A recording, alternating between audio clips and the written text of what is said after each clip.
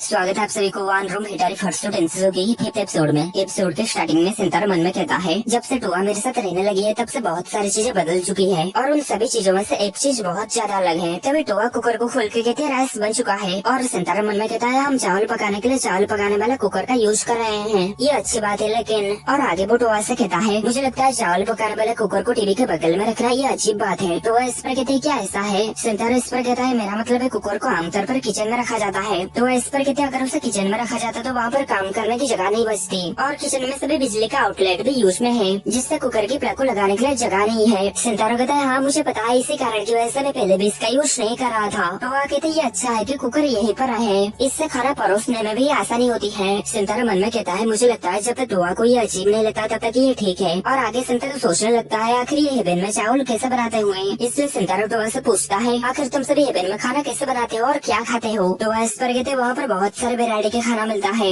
और वो सभी खाना हेबेन के गार्डन के अंदर लगाया गया फल के अंदर रहता है। इससे तो मुझे डोरेमोन का एक गैजेट का याद आ गया और किस किस को इस गैजेट का नाम पता है कमेंट में लिखिए। और यहाँ पर सिंतारा ये जानकर हैरान होता है कि वहाँ पर खाना कितना आसानी से मिल जाता है। और टोआ कहते हैं खाना बनाना मेरी हॉबी है इसलिए मुझे खाना बनाना आती है। दिन आगे टोआ कहते हैं क्या तुम्हें और चावल चाहिए? सिंतारा कहता है कोई बात नहीं, मैं ये अपना आप ही ले लूंगा। दिन वो कुकर से चावल लेने के बाद टोआ से कहता है मुझे लगता है कुकर के लिए यह जगह एकदम परफेक्ट प्लेस है। और टोआ भी ये सुनकर काफी खुश होती है। दिन हम सुत्सुमी को देखते हैं, ये यहाँ पर टोकोमित्सु के बारे में सोच रही होती है और कहती है आखिर टोकोमित्सु मुझसे टोआ के बारे में सलाह क्यों मांग रहा था। तभी हमें पास्ट का सीन दिखाया जाता है जहाँ पर टोकोमित्सु सुत्सुमी से कहता है मैं टोआ के साथ कहीं पर घूमने जाने के लिए सोच रहा था पर उसके पास बस या ट्रेन में यूज करने के लिए स्मार्ट कार्ड नहीं है, तो क्या मुझे उसके लिए खरीद लेना चाहिए। सुत्सुमी इस पर कहते हैं पर पहले टोआ को कागज टिकट का यूज करना चाहिए जिससे वो ट्रेन और बस का आने जाने का सिस्टम को पहले सीख सके। टोकोमित्सु इस पर कहता है तुमने ठीक कहा और वो सुत्सुमी को थैंक यू कहता है। और सुत्सुमी मन में कहते काश टोकोमित्सु मुझे एक स्मार्ट कार्ड देता,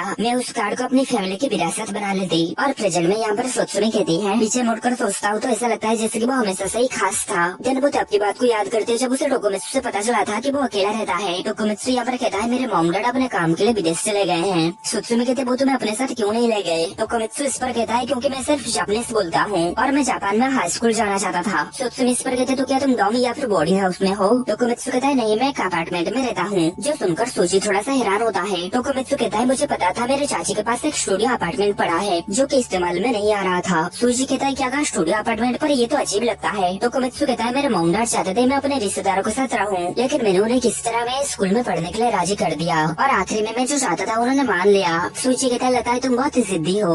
सुत्सुमी कहता है आखिर तुमने इसी स्कूल में पढ़ने का ही क्यों सोचा। टोकोमित्सु कहता है क्योंकि ये मेरे चाचे का अपार्टमेंट से कम दूरी पर है और मेरे एकेडमिक लेवल के लिए ये स्कूल एकदम परफेक्ट है। ये सुनकर सुत्सुमी मन में टोकोमित्सु की चाची को थैंक यू कहती है और सोचने लगते है कि ये सच में एक मिराकिल है कि मुझे उससे दोबारा मिलने का मौका मिला और तो और हम अब क्लासमेट भी हैं। तभी सूची टोकोमित्सु को कहता है तुम्हें ऐसे ही इस बात को किसी को भी नहीं कह देना चाहिए, नहीं तो कुछ अजीब लोग तुम्हारे जगह को अपने मतलब के लिए यूज करना चाहेंगे। तभी सुत्सुमी भी कहती है हाँ ये बात ठीक है। टोकोमित्सु इस पर कहता है हाँ मैंने भी इस बात को सोचा था पर मुझे लगा कि तुम दोनों को ये बात बता देना ठीक रहेगा। टोकोमित्सु की इतनी ज्यादा अच्छाई देखकर इन दोनों को तो झटका लगता है। सूची कहता है हाँ तुम गलत नहीं हो और सुत्सुमी तो मन में कहते मैं उसे बहुत ज्यादा प्यार करती हूँ। टोकोमित्सु उन दोनों को कहता है तुम दोनों इसके बारे में चिंता मत करो, ये सिर्फ एक आम सी बात है। और यहाँ पर प्रेजेंट में सुत्सुमी कहती है उस समय मुझे लगा था ये बिल्कुल भी आम सी बात नहीं है और अब तो ये बात सच हो चुकी है क्योंकि उसके घर में एक एंजल रहती है और उसके वर्क प्लेस में एक यूकियो ना। वैसे देखा जाए तो टोआ एक अच्छी लड़की है इसलिए मैं उसकी हर तरीके से मदद करना चाहती हूँ और इजुमी के लिए भी मैं सब यही चीज करना चाहती हूँ। लेकिन जब टोकोमित्सु मुझसे दूसरे लड़कियों के बारे में बात करता है तब मुझे परेशानी होती है। शायद चीजें अलग होती अगर मैं टोआ के आने से पहले ही अपना कदम उठा लिया होता, अगर मैंने पहले उसके लिए लंच बनाने की कोशिश की होती, अगर मैंने उसे बताया होता कि मैं उसके लिए कैसा महसूस कर रहा हूँ। मुझे हमेशा उन चीजों का अफसोस होता है जो मैंने नहीं की। और ये कहते हुए वो काफी दुखी हो जाती है और कहती है आखिर कौन सोचा था कि मेरा क्रश कहीं से एंजल के साथ रहना स्टार्ट कर देगा। उसके आसपास रहने वाली सिर्फ मैं ही एक लड़की हूँ जो कि पूरी तरीके से नॉर्मल है, मेरे पास दिखाने के लिए कुछ भी नहीं है। तभी उसके मॉम कहते हैं सुमुगी क्या कुछ गड़बड़ है। सुत्सुमी अपने मॉम से कहती है मैं किसी मिथिकल बीइंग का वंशज तो नहीं हूँ है ना। उसके मॉम कहती है आखिर ये बात कहाँ से आई। सुत्सुमी कहते आखिर मैं इतना नॉर्मल क्यों हूँ। उसके मॉम कहते तुम्हें पता तो है ना नॉर्मल होने के लिए बहुत कुछ करना पड़ता है। और सुत्सुमी यहाँ पर मन में कहती है मैं टोकोमित्सु के करीब जाना चाहती हूँ और मैं चाहती हूँ कि वो मुझे प्यार करे। आखिर मैं क्या करूँ जिससे ये हो पाए। तभी वहाँ पर उसका छोटा भाई आता है और अपने मॉम से कहता है मुझे भूख लगी है, क्या मुझे स्नैक्स मिल सकता है। उसका मॉम कहते हैं सोने से पहले कुछ भी मत खाओ, पहले जाकर नहा लो। तभी उसके मॉम को कुछ याद आती है और वो सुत्सुमी को एक टिकट देते हुए कहती है मुझे ये एक लकी ड्रॉ में मिला था, ये कल एक्सपायर हो जाएगा इसलिए अपने दोस्तों के साथ जाओ। और ये टिकट पाकर तो सुत्सुमी काफी ज्यादा खुश होती है कि उसे सिंतारो के साथ समय बिताने का एक मौका मिलेगा और ये बहुत ज्यादा खुश हो जाती है और अपने मॉम से चिपक कर उन्हें थैंक यू कहती है। देन हमें अगले दिन स्कूल का सीन दिखाया जाता है। यहाँ पर ये तीनों साथ मिलकर क्लास की ओर जा रहे होते हैं और सुत्सुमी यहाँ पर मन में सोचती है कि मैं चाहती हूँ सिर्फ मैं और टोकोमित्सु एक साथ वहाँ पर चले। तो मैं टोकोमित्सु को इस तरीके से पूछूंगी,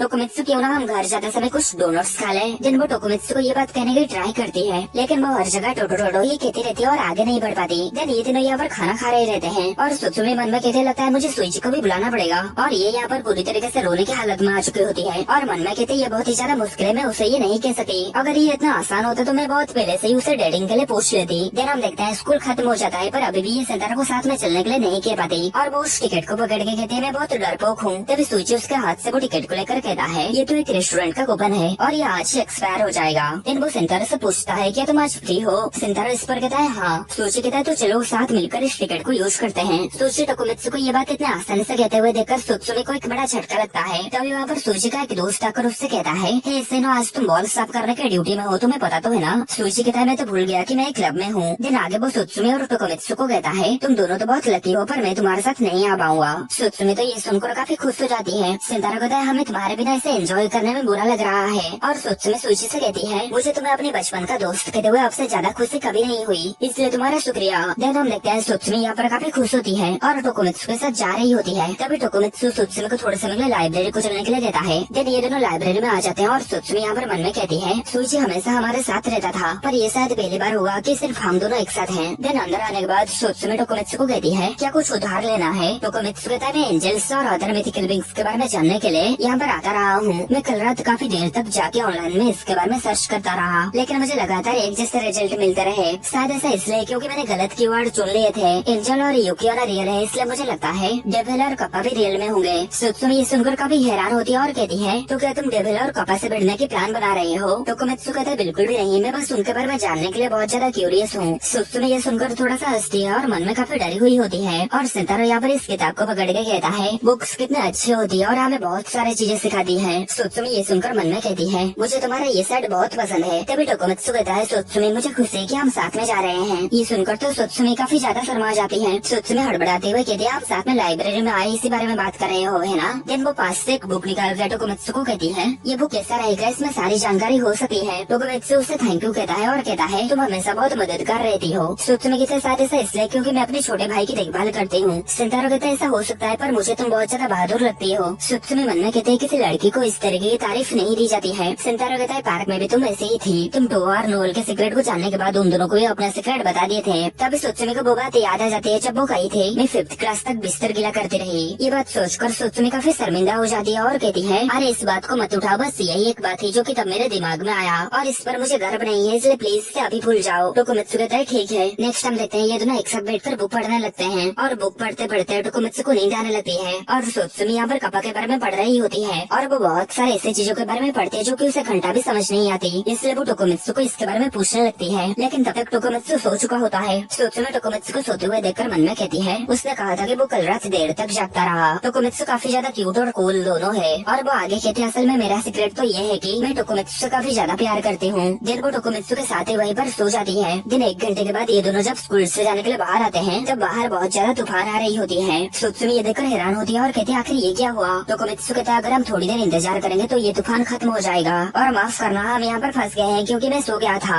सुत्सुमी कहती सिर्फ तुम नहीं मैं भी सो गई थी। टोकोमित्सु कहता है लेकिन ये तो अच्छा हुआ कि हम दोनों के पास अम्ब्रेला है, अगर हम यहीं पर इंतजार करेंगे तो बहुत लेट हो जाएगा, इसलिए तुम्हें डोनट्स लेके घर पर ही खा लेना चाहिए। सुत्सुमी कहते पर क्यों। टोकोमित्सु कहता है क्योंकि मेरा मतलब है हमें रात के खाने से पहले ज्यादा खाना नहीं खाना चाहिए। तभी सुत्सुमी भागने लगती है और कहती है इसमें कोई भी प्रॉब्लम नहीं है, हम आज डोनट्स जरूर खाएंगे। और ये यहाँ पर शर्माते हुए मन में कहती है कुछ भी हो जाए आज मैं तुम्हारे साथ डोनट्स जरूर खाऊंगी। सितारा यहाँ पर कहता है मुझे नहीं पता था तुम्हें डोनट्स इतना ज्यादा पसंद है। दिन ये दोनों जा रहे होते हैं तभी उनके बगल से एक बच्चा जाते हुए गिर जाता है। तभी सुत्सुमी जल्दी से उस बच्चे के पास जाती है और कहती है क्या तुम ठीक हो। और वो उस बच्चे का अम्ब्रेला को देखकर कहती है ये तो टूट चुका है। ये देखकर वो बच्चा काफी दुखी हो जाता है। तभी सुत्सुमी उसे अपनी अम्ब्रेला दे देती है जिस पर वो बच्चा काफी खुश हो जाता है। ये देखकर टोकोमित्सु भी काफी खुश होता है। देन सुत्सुमी उस बच्चे से कहती है अपना ध्यान रखना और दौड़ते हुए मत जाना। वो बच्चा उन्हें थैंक यू कहकर वहाँ से चला जाता है और यहाँ पर सुत्सुमी टोकोमित्सु से कहती है माफ करना मैंने अपना अम्ब्रेला दे दिया। टोकोमित्सु कहता है तुम बहुत ही अमेजिंग हो। सुत्सुमी यहाँ पर मन में कहती है क्या वो ये कहना चाहता है कि मैं बहुत ज्यादा शुभिड हूँ। टोकोमित्सु कहता है अब हम क्या करेंगे, क्या हमें वापस जाकर एक नया अम्ब्रेला खरीदना चाहिए। इस पर सुत्सुमी कहती है क्या तुम मुझे इसी तरीके से मुझे तुम्हारा अम्ब्रेला शेयर करने दोगे।